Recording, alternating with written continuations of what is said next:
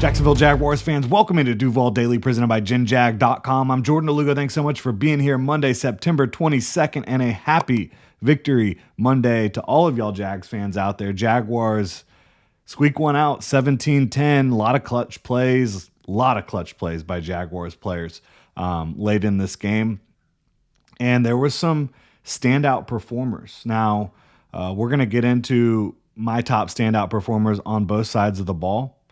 Offense and defense. We'll do defense and then we'll go to offense, and we've got 4 players on each side. A couple other guys that might get little shout outs, but overall, I thought that this was a gritty performance, a performance where they got punched in the mouth several times. They come back, they fight, played a heck of a game on defense overall.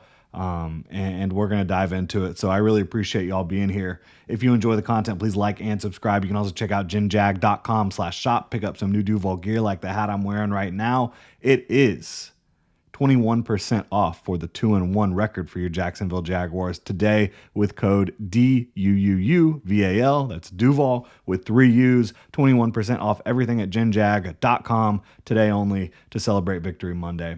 Celebrate that 2-1 record, which not perfect. You'd like to be 3-0.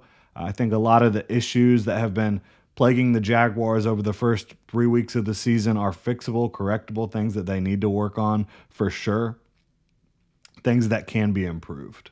But there have been a lot of mistakes. The players we're talking about right now have not had very many of those mistakes, and if they have had a mistake here or there, they haven't really cost the team a whole lot. And these guys are the standout performers for this game, the Jaguars win over the Texans. We'll start on the defensive side of the ball. You have to start with Josh Hines-Allen and Trayvon Walker. What these guys are doing physically, athletically, mentally, they're playing the game the right way. They're playing with the right effort. They're playing with the right leverage. They're not these pass rushers that are just going and hunting and giving up big plays because they're not playing fundamentally sound or not executing their assignment. They are executing their assignments in all facets of the game, and they are wreaking havoc in the backfield. Josh Hines-Allen continues to rack up pressures. He got his first half sack in this one. To me, he should have got a full sack on that one. He absolutely should have. He knocked C.J. Stroud into Eric Armstead. And so Eric Armstead gets half a sack. Josh Hines-Allen gets half a sack. But Josh Hines-Allen was so darn good in this game. So was Trayvon Walker. These guys, they've been money for the Jaguars all year. Both of them had 6 pressures in this game. Trayvon Walker had a full sack. Josh Hines-Allen had a half sack. To me, that was 100% a Josh Hines-Allen full sack, but that's not how it's going to go down. So he still needs 2 sacks to break the Jaguars' all-time franchise record. Hasn't gotten off to a super hot start getting quarterbacks on the ground and racking up those sacks to start the season, only half a sack. But he's been a menace. He's been so difficult to deal with. He's been so good against the run. He's been tough. He's been a leader. So has Trayvon Walker. These guys are like just so money for the Jags. They absolutely are. And former first overall pick in Trayvon, former top 10 pick in Josh Hines-Allen, and they're playing like it. And the way Trayvon's playing, that second contract is going to be something else. It really is. Trayvon Walker's playing great football. Congratulations to him. Congratulations to the Jaguars for getting a W and just seeing their 2 edge rushers who have all the talent in the world, have all the physical ability, going out and putting it on display. It's been really cool. Another former Jaguars first-round pick, Devin Lloyd. Unbelievable game for him. Back-to-back. He's been playing great football, and out of all the cool things he did, like, coming downhill on Nico Collins and blowing him up in the backfield real close to the line of scrimmage, making plays as a rusher, blitzer, making plays in coverage, making plays coming downhill, picking up Tyson Campbell's forced fumble and running it back a little bit, making plays on special teams. For a guy like that, former first round pick, starter, still playing special teams and still making plays on special teams, it's pretty cool.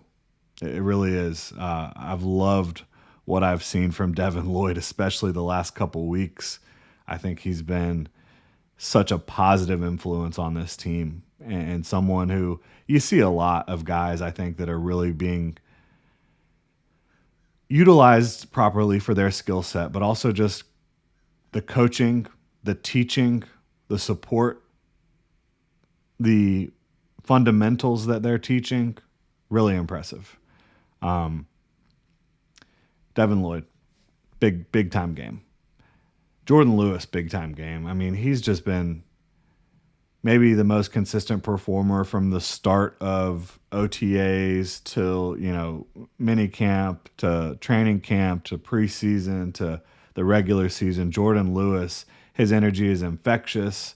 Now, I will say, Christian Kirk got behind him and CJ Stroud missed him on a big play.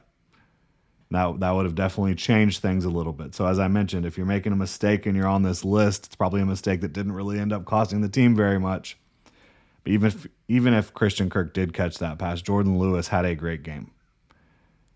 He almost had an interception later after, baiting CJ a little bit. He's in more of the flat coverage defense on that zone, and then CJ's trying to throw it to the next level.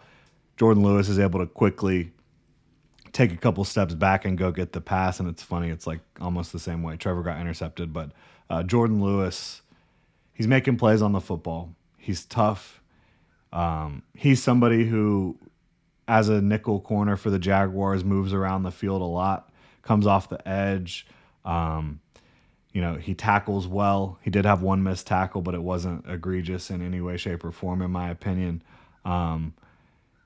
He plays a lot of different roles. And I mean, yesterday he played some outside as well in two corner looks. Jordan Lewis is playing an extremely high level in coverage for the Jaguars. He's making plays for them. He's a leader. He's a captain. And I mean, you got to shout out Anthony Campanile for what he's doing. I don't think the Texans are a good offense right now, point blank, period. I don't know if the Jaguars have really played a really good offense yet. But Anthony Campanile is doing the job, and there's been adjustments now too. They weren't blitzing as much in this game as they had. They weren't sending pressure from all over the place. They weren't doing as many funky looks up front. And that was an adjustment for this game. They wanted to have more on the back end. They wanted to make sure that they were fundamentally sound on the back end, and they were. Really good stuff. And Travis Hunter, to me, is a standout. And we're not going to dive fully into what he brought to the table yesterday, because we're going to do a whole show on Travis Hunter, because I think people want to hear more about Travis Hunter, and I still see these crazy Twitter threads and different things about Travis Hunter is not being utilized properly and he's not playing well and blah blah blah blah blah. He's playing well, so we're going to talk about that more tomorrow.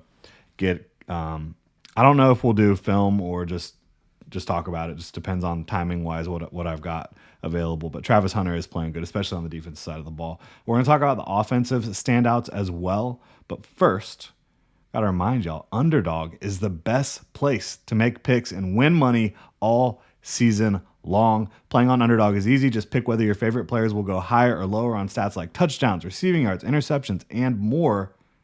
That's Underdog Fantasy. And of course, we have Monday Night Football tonight. It's an exciting matchup. You got the Ravens and the Lions, two of the best in their respective conferences. I'm definitely looking at Derrick Henry.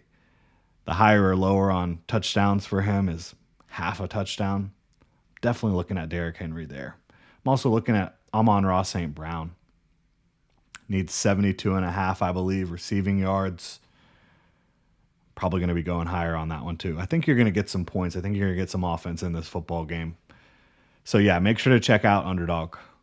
Download the app today. Sign up with promo code Duval Daily to score $50 in bonus funds when you play your first $5. That's promo code Duval Daily. Millions of fans have already won billions making picks on Underdog.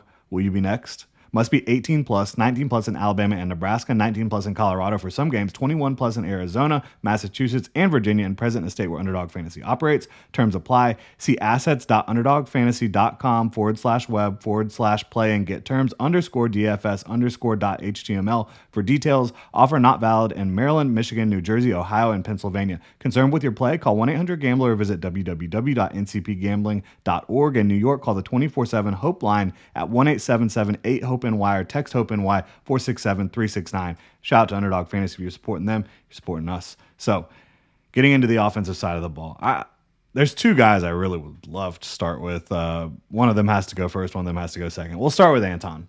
I think that his assignment might have been a little bit more difficult in this one, and he came out with flying colors. Will Anderson is Anton Harrison's primary opponent in this game.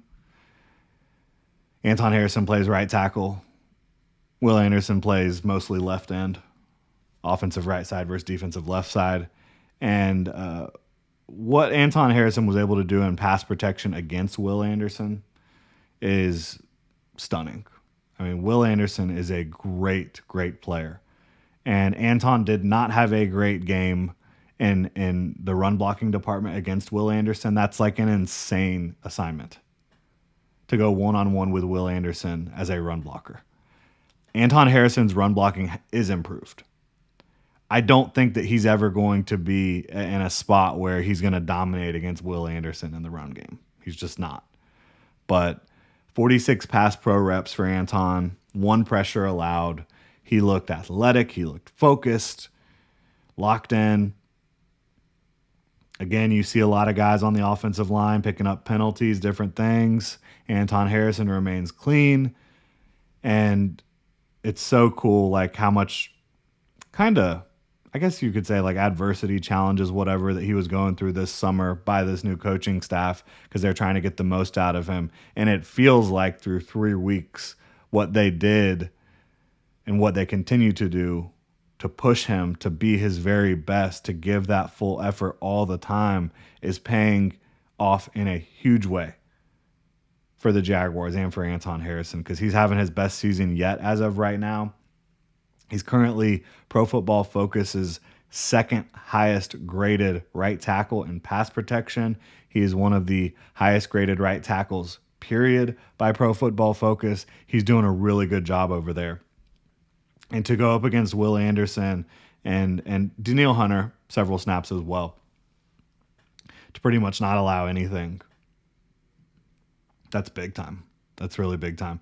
And you have seen him do that before. Like, it's not like this is the first time he's gone up against Will Anderson Jr. He's had some good pass pro days against him, but every time you can have a good pass pro day against Will Anderson, that's a big deal.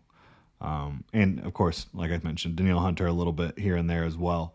Walker Little did not fare as well. We're talking about standout performers in a good way right now, right? He had a tough one, mostly against Danielle Hunter. But yeah, we'll talk about Walker Little a little bit more later on. Brenton Strange, the job he's doing as a complete tight end, which there just aren't that many complete tight ends. There are tight ends that you can be like, okay, this is a good blocking tight end who can give us a little bit as a receiver. There's also very good receiving tight ends who can give you a little bit as a blocker. Brenton Strange is giving it everything he's got in both departments, both in pass protection, the run blocking, and receiving. I think right now he's the most sure-handed receiver that Trevor Lawrence has. He's always where he's supposed to be, and not a lot of his receiving assignments are super difficult, like route running concepts, things like that, but he's doing it all, and he's kicking ass while he's doing it. Like he's putting a hurt on some defenders out there. He's doing a really good job. It's so cool to see him. I would like to think that most of the folks that were really critical of that pick were criticizing Trent Baalke, not criticizing the player, because I thought he was a really good player. Maybe the timing of it all didn't make a lot of sense, but it makes sense for these Jaguars now to have him in a big way. He is one of the most high-impact, positive impact players on either side of the football for the Jaguars right now. And he's a tone setter. He's an enforcer. Just exactly the type of guy you want, and a really good athlete on top of all the effort and strong-handedness stuff too.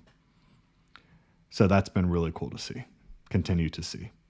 And like I said, I mean, I'm not even looking at his stats right now, but let's see here. 6 catches, 7 targets, 61 yards. You love it for Brenton Strange. Jaguars leading receiver, Brenton Strange. Is he the leading receiver for the whole season for the Jags? Check that out real quick.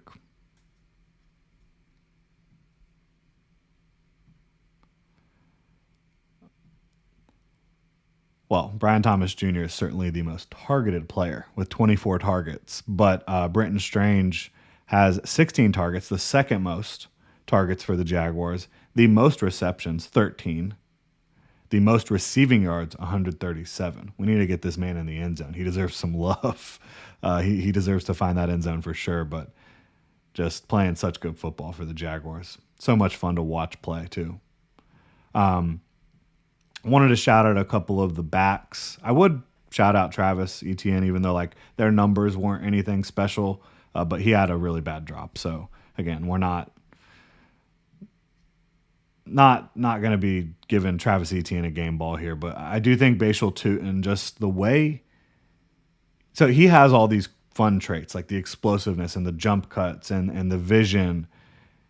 And, you know, you want to see him get in space and all that, but he's such a tough runner too. So tough. And you'll see him, you think he's down, like you think he's not going to be able to push the pile forward anymore, and he keeps those legs churning. He almost always gets more yards than you think he's going to get. And that's really cool to see. So I'm really impressed by him. I want to continue to see him get the ball more than he's getting it right now. And that's nothing against Travis Etienne. It's just like I think he provides even a little bit of something that Travis doesn't. And Travis and Bashal have both been really good. And Travis, down the stretch, they started running more mid-zone. Liam Cohen was talking about it, which is what they've been really good at so far this year. And Etienne started getting a little bit more yards going, and I think the offensive line felt a little bit more comfortable with that too. So that's just a note. But Lee Quint Allen, goodness gracious, kind of like Brenton Strange, that enforcer, tough guy. He gets in there in pass protection and does just such a good job, catches everything thrown to him, which has not been a lot so far. But he's doing a really good job. Just everything they ask him to do, when they ask him to do it, he does it at a high level, I feel like. You know, in this game, he didn't even have a carry, but he was on the field for 18 passing downs, had multiple impressive blitz pickups or pass protections, had a catch out of the backfield. His game is so much fun. I want to see Bashal and Lee Quint even more, but I also want to see Travis Etienne earn everything he can get because he's doing a good job too. The Texans are a tough defense. And even though they got ran on a little bit by the Bucs the week before, they came out tough in this one and fought and battled and scrapped, and they did a good job against the Jaguars' run game for the most part. But the Jags' backs continued to battle through that, and I was impressed. I was impressed with that. I really was. Those are my top standout performers. I think you could probably also throw Antonio Johnson in there. He on defense, you know, he made the big play at the end thanks to Josh Hines Allen helping him out there. But he had a good game as well, just in general. So those are my game balls, my standouts, whatever you want to call it, for Jaguars Week 3 win over the Houston Texans. Much needed win. Lots of things to clean up. We all know that. But getting a division win is always a big deal. Always a good thing, especially against the Texans. They have been few and far between for this Jacksonville Jaguars franchise getting wins against the Texans. So shout out to Liam Cohen, keeping everybody together. Anthony Campanile doing a good job on defense. Everybody continuing to battle even though things weren't pretty yesterday. Good win. Appreciate y'all being here. If you enjoy the content, please like and subscribe. Y'all have a good one.